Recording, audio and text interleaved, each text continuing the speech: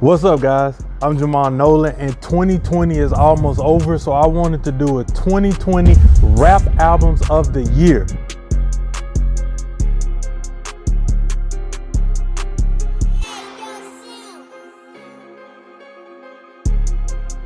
If you're new to this channel, please like, comment, and subscribe, because every single Tuesday I bring you the why behind the success of the most influential people in our culture. And the reason why I'm doing the top 10 rap albums of the year is because rap has influenced my life so much. And in 2021, I'm gonna do a whole lot more focusing on rap, music, hip hop, and I wanna cover all things hip hop culture. So before we really even hop into this list, I understand that there's gonna be disputes, there's gonna be arguments. You left this person out, why you didn't put this person in there, this project, etc., etc. I get it, I get it, I get it. Trust me, I get it. Well, I'm gonna say, let's debate it in the comment section. If I missed something major, please leave it down below. Let me check it out and see, reevaluate my life or something. But if you want to debate it, leave a comment, but also follow me on Twitter, because we can really get into some debates on Twitter. One criteria that I set for albums, because you got EPs, you got mixtapes, whatever. I am considering it a body of work, an album, if it was 10 songs or more.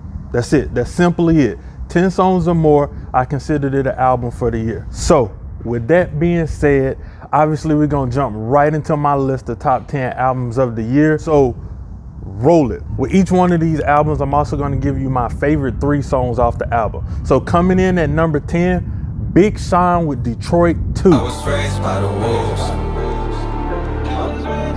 I think this was a great album from Big Sean. A lot of dope features on here. But my 3 standout tracks is gonna be Wolves, Deep Reverence, and the Friday Night Cypher. They were snapping on them tracks. Coming in at number 9 on my list is Pop Smoke's Shoot for the Stars, Aim for the Moon. Look, I make it rain on whoever. I make it rain.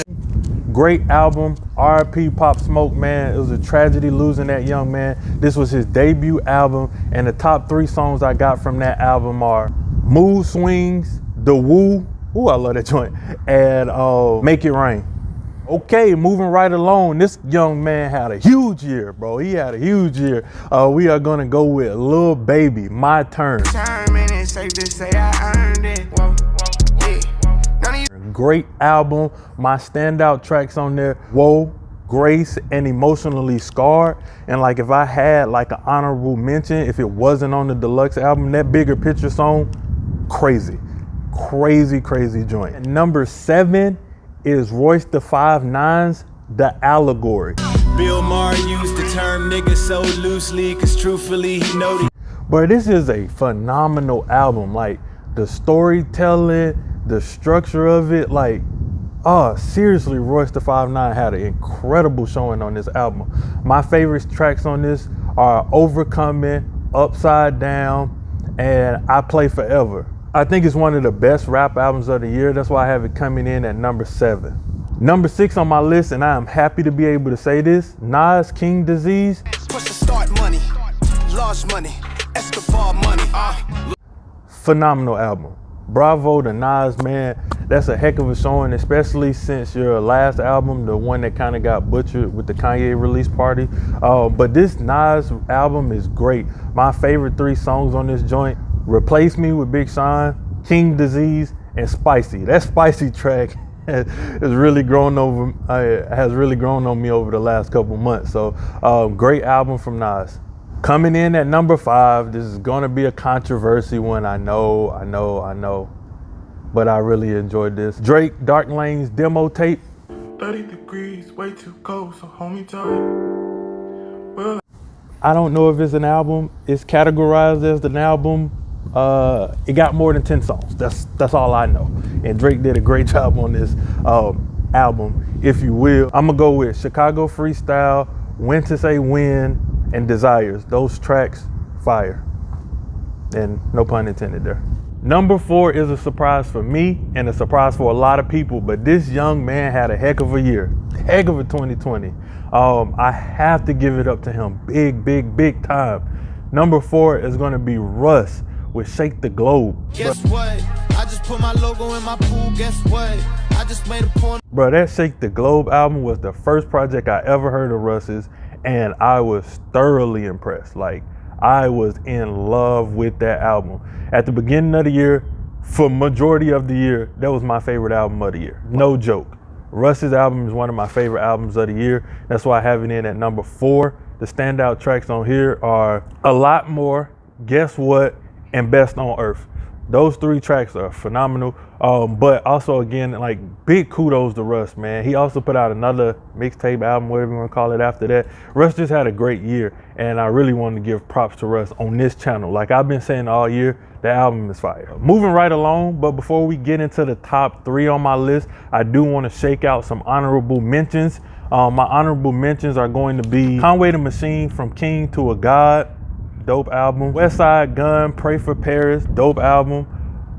Bodie James put out a bunch of dope projects. And Wale, The Imperfect Storm. And the reason why Wale's album didn't make it is because less than 10 songs. So I'm not sure if it's an album or whatever, but those are some of my honorable mentions of the year.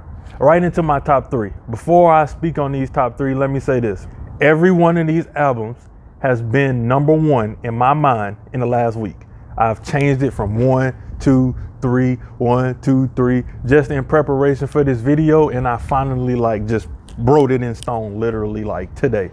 So number 3 on my list is an incredible album, one of the dopest albums of the year. Could have easily been number 1, Alfredo from Freddie Gibbs. Yeah, the revolution is the genocide. Yeah, your execution will be televised. Bruh, Freddie Gibbs' projects in the last couple of years have been great. This is the first one that I've heard like through and through, and Freddie Gibbs delivered a phenomenal album. That Alfredo album was one of my favorite albums for sure. Standout tracks, Scotty Beam, Something to Rap About, and the Frank Lucas joint. Those are my joints right there on that Freddie Gibbs album. Moving right along to number 2. Whew. Like I said, man, this could have easily been number 1 as well. I kind of just boiled down number 1 to what I ended up listening to the most this year, but this could have easily been number 1 just like Alfredo. But Benny the Butcher, Burden of Proof. She catch a one-way flight to kick it wherever I'm at. So if she wanna stay, then the bitch will never come back. Fire album. Get well soon, Benny. I know you're doing better from your tragic situation, but Benny put out a phenomenal album. The tracks on there that really stood out to me the most: Timeless, One Way Flight, and Where Would I Go? I love all of them. And the funny thing is, him, Freddie Gibbs, they both got Rick Ross features. They both on each other albums, and they both made like my favorite songs on that album. So great job to them putting out phenomenal work. And Hit Boy did a fantastic job producing this year, and that's one of them joints right there. And that Benny the Butcher album really grew on me. Like every day I listen to it more and more, and I just kind of find myself going back to it. Then number 1 on my list, this person's debut solo album, if you will. Man, A Written Testimony, Jay Electronica. I snap on the track like the fingers of Thanos. Como también nosotros perdonamos. It's no argument from me on that. Like I said, this could have been number 3, it could have been number 2, but I ended up landing at number 1 just solely based off of how much I listened to it. I know it's like a collab album with Jay-Z. I don't care. He rapped his tail off on this album. He got a lot of criticism for this album, and I don't know why. I think it's one of the best, or clearly, I think it's the best album of the year. So that was my list. I know you guys are gonna want to debate this, dispute this, and it's cool with me, man. Please leave a comment down below. Also follow me on Twitter. Until next week, I'm out.